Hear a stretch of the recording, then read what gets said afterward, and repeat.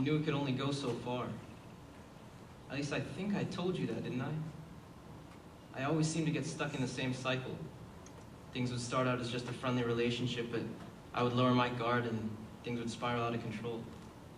I'd have to break things off before they got worse, and people would just end up getting hurt, all because I failed to be more careful. It's weird though, because I don't really have many memories of you from freshman year. Maybe one or two from homeroom, but nothing significant. Nothing like the later images, flashbacks that made my heart hurt and had me playing out thousands of scenarios in my head, always wondering about the what-ifs. But somehow, something developed, and it may have been just because you were around more, but it caught me off guard. A year goes by in my head, and suddenly every memory I have of you is tied to this sense of longing. Not lust, because it was never about that for us, but a profound emotional connection. I think that's what we built together best. You left notes in my locker on my birthday, or just because you had something to say. Long essays about superheroes or an interesting thought you had on the way home. But it was never trivial. It always taught me about your feelings and thoughts, your complexities, you. When Jeff died, I was terrified. You met me outside my locker before school started, just as you would every day. You waited a few minutes until my friends left, until things calmed down, and then looked straight at me and broke down in tears, saying only those words, Jeff died. I had no idea who Jeff was, but it didn't even seem like a time for questions.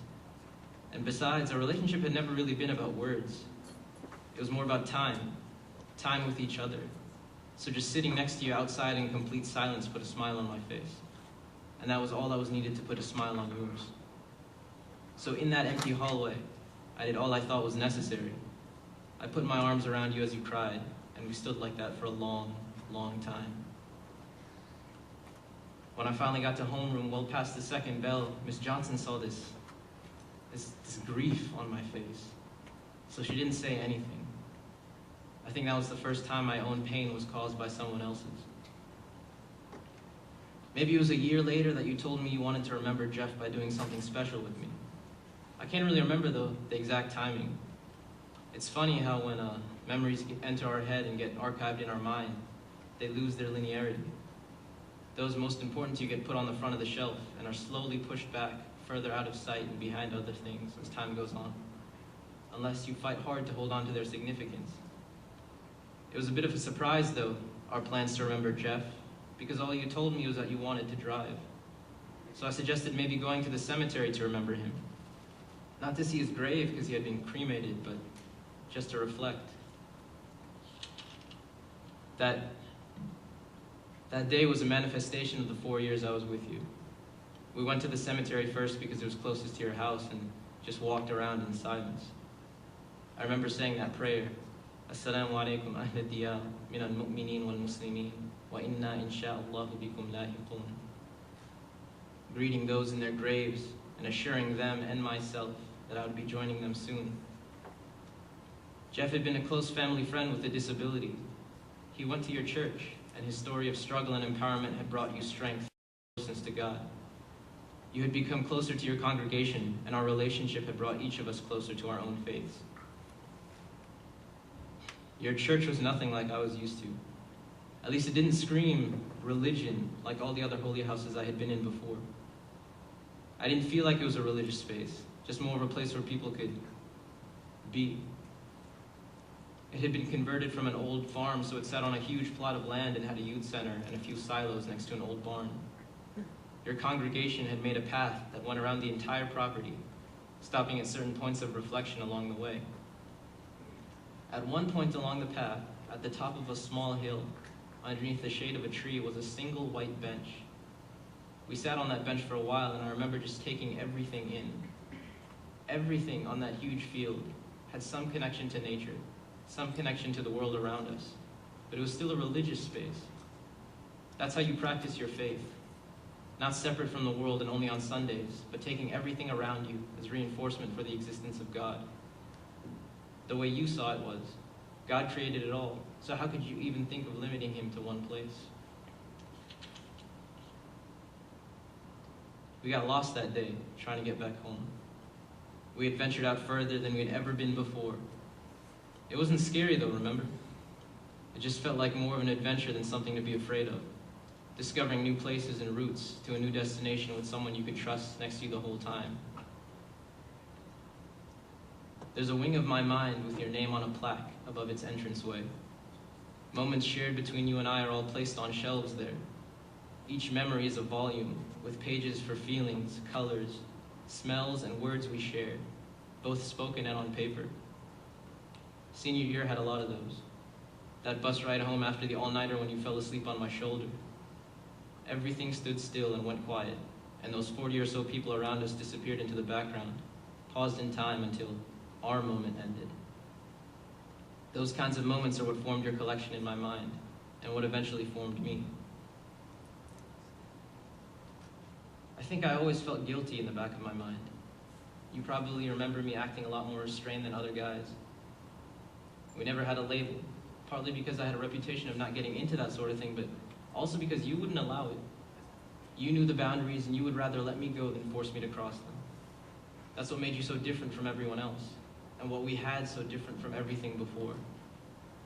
It was never about either of us or what we wanted, because the relationship had become truly profound because of a third. I would think about that hadith a lot, the one that said, you will never leave something for the sake of Allah, but Allah will give you something better in return. It gave me some comfort, but just because I was given some comfort didn't mean breaking things off wasn't the hardest thing I've ever had to do. Writing the words down always helped me. Letters are safe. You can write down everything you want to say at once, and then go back and say it a different way if you didn't like the way it sounded. You don't have to deal with those mid-conversation looks from the other person that throw you off course when you drop something really heavy on them. It's like a package they can open all at once and digest in their own time. When I wrote you that email, I typed non-stop, not caring about whether or not it was coherent, but just trying to get everything off my chest. My mind was racing and I was struggling to write down every thought that came to me about you, to give you a complete picture. You know that feeling you get when you have to tell someone something and you know that information is going to change everything? It's like you're cold and hot at the same time. You can't stop shivering and your voice starts to quiver even though you try to force out speech that doesn't break. But you sweat as if you just finished a sprint with your heart beating out of your chest the entire time. So you just try to get it over quick. Pull off that Band-Aid before you're able to think twice about the consequences or the pain. When my fingers began to slow down, I sat on that email for an hour or two, just reading it over and over again. I was trying to figure out if what I had wrote was the best possible way to say everything I wanted to, but eventually I just hit send because I was too tired to think about it anymore. I lay down in my bed, not expecting to sleep, but trying to get some sort of comfort from not having to think or move or feel anything. I just wanted to lie there, non-existent, and not worry about your response. I finished reading a book recently that I think you'd like. It was on spirituality, and I don't think I've ever gained so much from something so brief. At the end of the book, the author starts talking about this concept called Gnosis, and explains it by saying that if grasping a spiritual concept can be coupled with a real-life experience, one can achieve an understanding that is much more profound. I had never heard of the idea before. I had heard of the idea before, but not like this. And what surprised me is that the author said Gnosis is something that should be asked of from God. We go through life often experiencing very unique things without understanding the immense impact even a short moment can have on who we become. And I always thought it just happened by chance. But if it was all random, that would mean no one was hoping the dice would roll in my favor. And that would mean that whether I grew up to be a bum or a billionaire, it would all be the same. But that's so depressing. And I know saying hello to you wasn't random, learning about you and loving you wasn't random, and losing you wasn't random either. When you emailed me back, I knew you understood. You told me, when I figured out that God would always be bigger than any one person in your life, I was comforted. So I realize now that even after we parted ways, you continue to teach me, most importantly about loss. What it means to give up something you love without any regrets because you're hoping for the love of something greater. That's what both of us realized we wanted that day. Looking back, what I got from our relationship is what I should have been asking for so long. Because even though I really hate that cold sweat, it always seems to accompany pivotal moments in my life. The pain that I felt then was a rite of passage, the test itself giving me the strength I needed to pass it. From your response, you knew the same truth. So both of us could look forward, prepared for what was to come.